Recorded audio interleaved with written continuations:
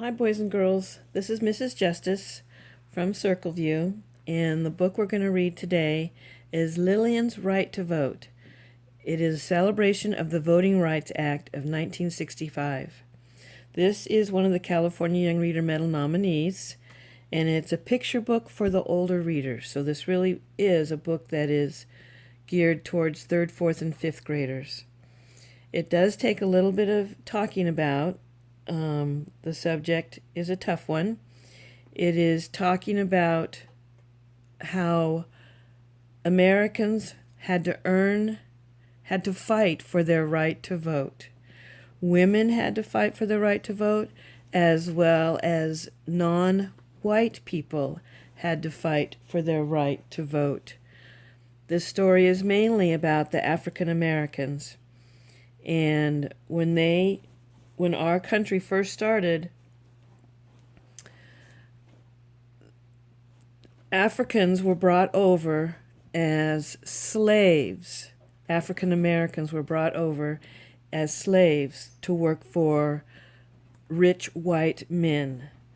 And sometimes they were not treated like humans, like you and I should be treated. They were treating them like they were their livestock, their animals. And they had a tough fight to get equal rights and the ability to be able to vote. So here our book starts. A very old woman stands at the bottom of a very steep hill. It's voting day. She's an American, and by God, she is going to vote. Lillian is her name.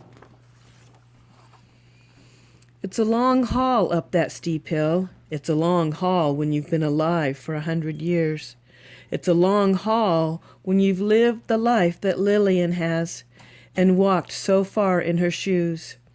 When Lillian looks up, it's more than blue skies she sees. She sees history. Lillian sees her great-great-grandparents Elijah and Sarah. They are standing side by side on an auction block. Sarah is holding their baby Edmund.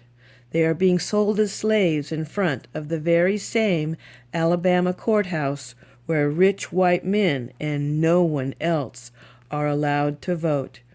And if you remember me saying that they treated the slaves like they were livestock, like they were animals. So they didn't think that these people had value as humans, and they felt that it was okay to have them appear like this to be able to be sold. Lillian starts her slow climb. Though the sun shines brightly, Lillian sees a dark time from years long past. She sees her great-grandpa, Edmund, now grown.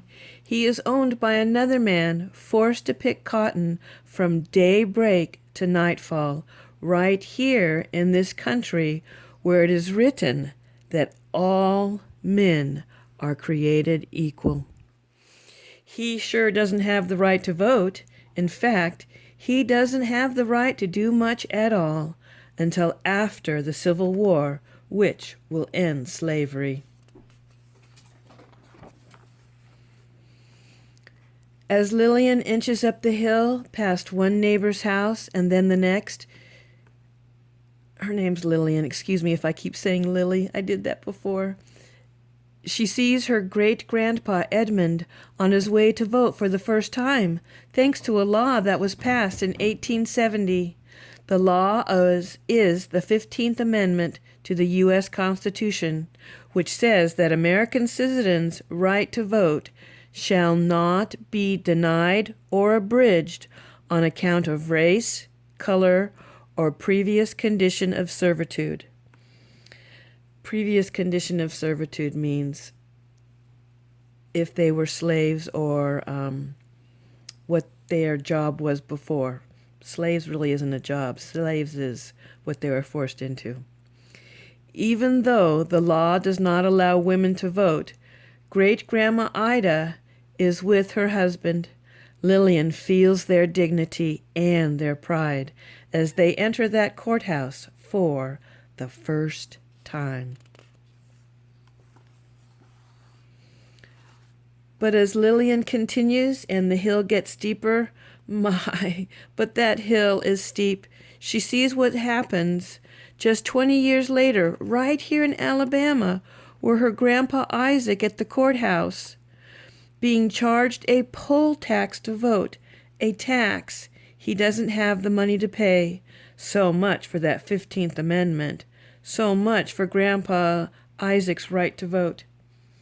Lillian pauses to catch her breath, hearing now the voice of her Uncle Levi. He is telling about those tests that he was forced to take when he tried to vote, and about the sneer on the registrar's face when he asked, "How many bubbles are in a bar of soap?" Her uncle's lips go tight as he recalls being asked to name all 67 judges in the state of Alabama, and being turned away when he failed to answer such questions. And as I discussed before, I bet you this guy, the man who asked the questions, probably didn't know the name of the 67 judges in the state of Alabama. As Lillian pushes on, struggling to keep her balance, she sees a brave girl standing next to her mother and father as they try to register to vote. The year is 1920, and the 19th Amendment had just passed, a law allowing women to vote. The girl is Lillian herself, with her mama and papa. They are being chased away by an angry mob. There's Mr. Bentley, the barber, and Mr. McCory, who owns the ice cream shop. She feels the firm grip of her mother's hand as they run through the streets back home. And though today the birds are singing and people are smiling, Lillian sees a vivid orange and brilliant red. The cross burning on the lawn of her girlhood home, set aflame by the same angry mob, just because her parents want to vote. This is something she will always see.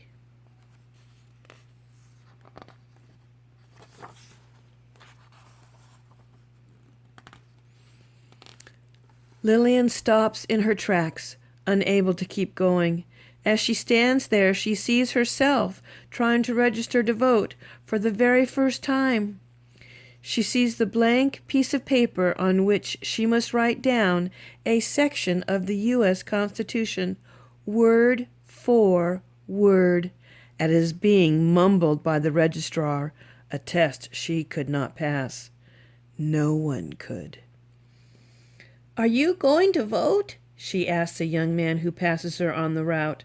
"Yes, ma'am," he answers. "You better," she says, and she means it. For Lillian sees the funeral procession for a man named Jimmy Lee Jackson, a 26-year-old shot by a policeman over nothing more than taking part in a peaceful protest. It is March 1965. All he wanted was justice and the right to vote. Looking up at the top of the hill, Lillian wonders how she'll ever make it. It looks so far, and she's so tired.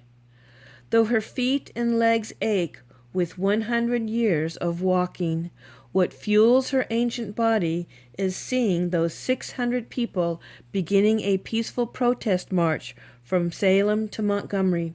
People who, though they don't know it yet, will be stopped on a bridge in Salem by policemen with clubs.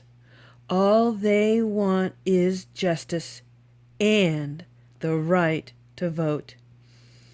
At the front is future Congressman John Lewis, whose forehead will always bear the scar from where he was beaten.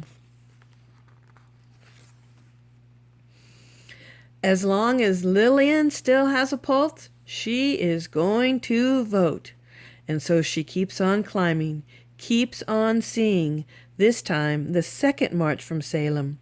This march also ends on the bridge in a prayer led by the Reverend Martin Luther King Jr., whose dreams of justice for African Americans are already famous.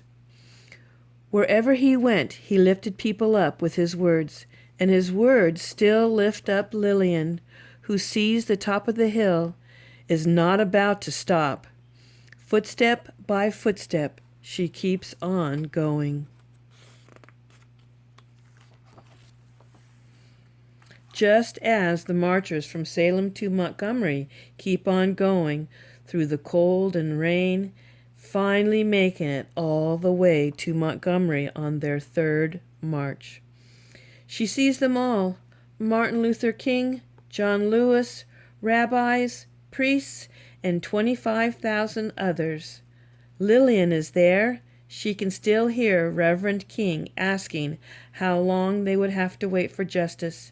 She can still feel the power of his voice when he says, "Not long." And as she takes those final steps to the top of the hill, Lillian can still see how Reverend King was right, for she can hear the voice of President Lyndon Johnson on her TV saying to America, "Every American citizen must have an equal right to vote. There is no duty which weighs more heavily on us than the duty we have to ensure that right. All of us must overcome the crippling legacy of bigotry and injustice, and we shall overcome."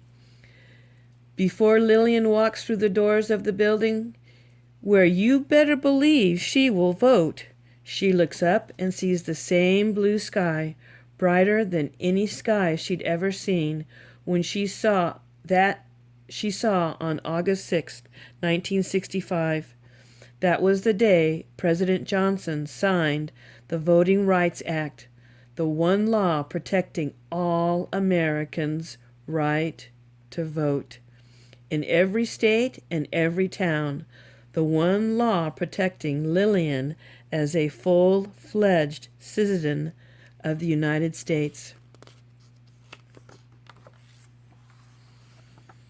She enters the building, and as Lillian steps into the voting booth, once again she sees herself stepping into the voting booth in 1965 for the very first time. And she knows full well she would not be standing here today were it not for the people who marched and the people who died for her right to vote. Lillian touches her finger to the lever, and because she is a citizen of the United States of America, protected by the Voting Rights Act of 1965, Lillian pushes that lever.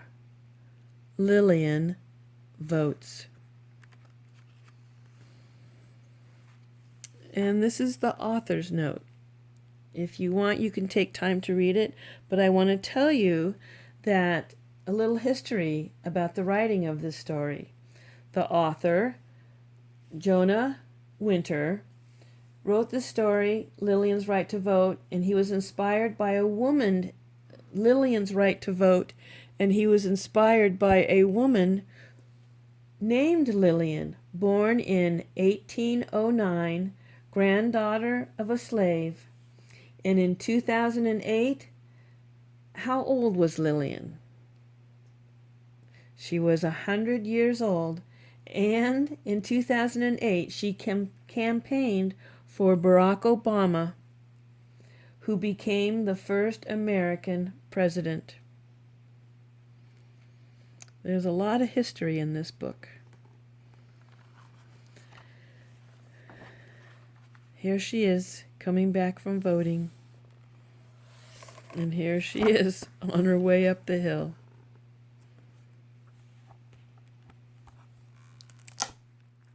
The end.